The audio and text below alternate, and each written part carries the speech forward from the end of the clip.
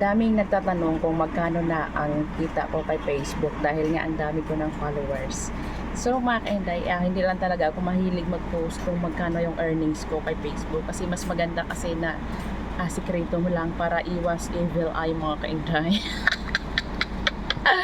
Kasi para sa akin yung pagpo-post ng mga earnings kasi mga kainday ay nanghahatak siya ng negative vibes and evil eye mga kainday, no?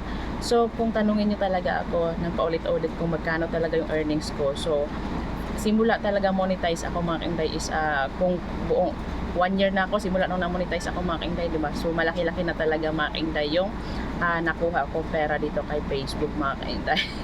So lagi ko nga sinasabi na malaking tulong sa akin si Facebook dahil nakabili ako ng ulam, kape, lahat na pang araw-araw namin mga kainday ay nabili ko, tapos nakatulong ako sa mga kapatid ko, nakatulong din ako sa magulang ko mga kainday. Kaya sipagan lang natin sa paggawa ng content kay Facebook. So pasensya na talaga na hindi ako nagpo-post kasi yung dahilan ko talaga is umiwas po ako sa negative vibes at saka sa evil eye.